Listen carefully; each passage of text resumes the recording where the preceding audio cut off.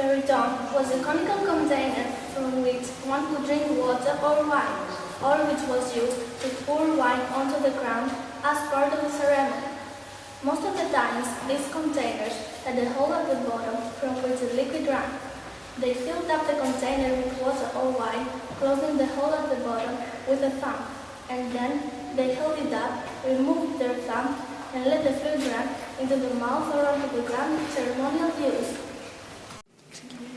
A kylix is the most common type of cup for drinking wine. It is broad and shallow, with a stem and foot and two horizontal handles on each side.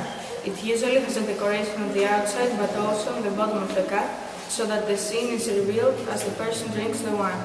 In this particular kylix, the outside shows an octopus. This kyphos, a cup is here seen upside down and has the name of Euripides, the famous tragic poet in Cyprus. It was found in a cave in the south of Salonina, where the poet retreated and wrote his tragedies. This is a philos, a baby feeding bottle. Although breastfeeding was the usual practice in ancient Greece, feeding bottles were also used when mother milk was valued. The feeding bottle had many different shapes and sizes, but it always had a long, narrow spout from which the baby drank. This spherical axis was used by ancient Greek to hold cosmetic or precious jewelry. These vessels were cylindrical, they had a separate lid, and usually they depicted the marriage procession of a young woman from her house to that of her new husband. A copy of a meteorological relief found in Salonina, the original, is in the Archaeological Museum of Piraeus. The relief depicts various geometric units of ancient times, one orchia corresponding to the stretch of both arms, the pichis, the spithami, and two different foot units.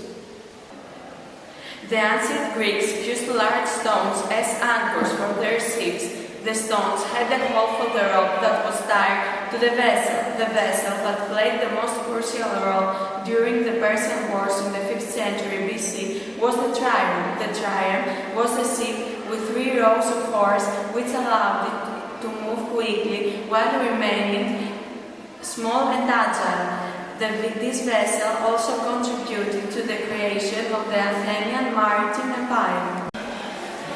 A plain stone column that stood on the rock. It has an inscription that informed travelers about the distance from the city. This type of vessel is a liquitus, a vessel with one handle and no spout on top. These vessels contained perfume oil that was offered either to the dead person or to the gods of the underworld. They were mostly associated with funerary rites, therefore they depicted scenes of loss or of departure. Those ones here depict a physical tomb. Craters were used to dilute water with wine in ancient Greece. Craters were placed in the center of the room, and when filled they were not easily potable. That's why wine was withdrawn and served using other vessels. They were beautifully decorated on the exterior and glass in the interior. On this crater we can see an older man with a beard and a younger man with no beard at a symposium, and a female flute player. A hermit was usually a quadrangular column with a head on top, representing god Hermes with a beard. Herms were placed at crossings, country borders, and boundaries of land. They were also used on high roads as signposts with distances inscribed upon them. They were used like road signs are used today. This is a votive relief showing a funerary banquet. The scene depicts a bearded hero on a bed.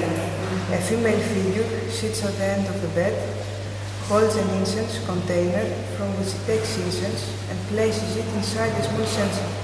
There are several food offerings on the table, like sweets, fruit and eggs. On the right there is a young cupbearer, and to the left a procession of supplicants. Here we can see an iron stridor. This is a tool used primarily by athletes to cleanse the body by scraping off dirt, sweat, and the oil applied before bathing. This funeral still stood on a tomb. It shows a young man with his parents, the father tenderly embracing his son who has died at a young age. This folding mirror has a lid with a representation of Venus and Aphrodite.